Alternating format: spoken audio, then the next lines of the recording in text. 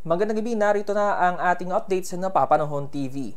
Kaninang alas 4 ng hapon ay lumakas pa at naging isa ng tropical storm ang bagyong si Ulysses na huling namataan kaninang alas 4 ng hapon, 575 kilometers silangan ng Borongan, Eastern Samar. Taglay pa rin itong lakas ng hangin, maabot ng 65 kilometers per hour malapit sa sentro at pagbugsong 80 kilometers per hour. Ito ay patuloy na kumikilos pahilagang kanluran sa bilis na 15 kilometers per hour. At dahil naging tropical storm status na nga ang bagyong si Ulysses, ay binigyan na rin ito ng international name ng Japan Meteorological Agency na VAMCO. Ang VAMCO po ay isang ilog sa southern Vietnam.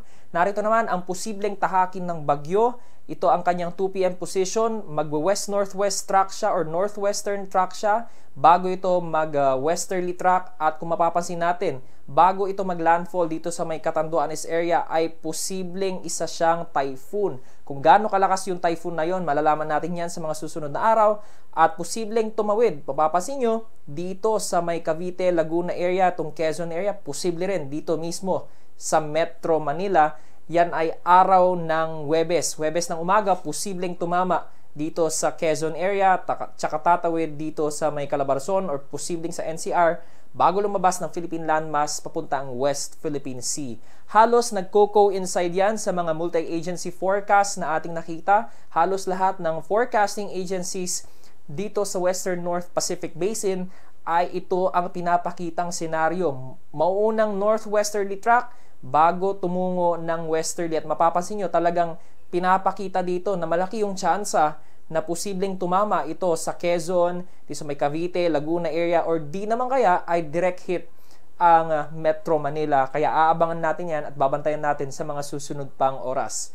Dahil naman sa hanging amihan at yung tail end of a cold front na kararanas ngayon ng mga pagulan ng extreme northern Luzon, samantala ang trough or extension naman ng tropical storm Ulysses ay nakakaapekto naman dito sa may Bicol region at dito sa may eastern Visayas.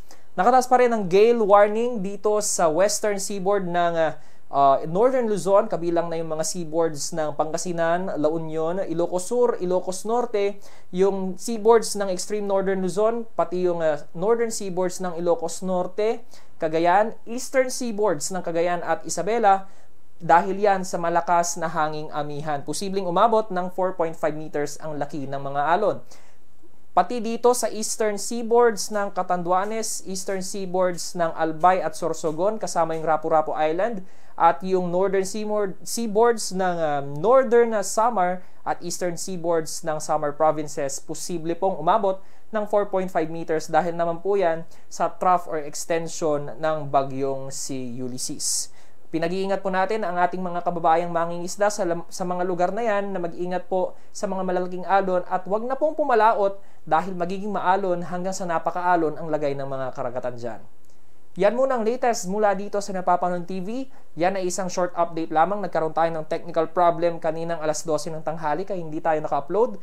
Ngunit ang next update po natin dito sa Napapanahon TV ay mamayang alas 12 ng hating gabi, November 10, 2020. Please like and share this video. Mag-subscribe na rin tayo dito sa YouTube channel, Kotseng Gala. Temporary channel lamang po ito. At follow me on Facebook also, Kotseng Gala. Temporary rin yan.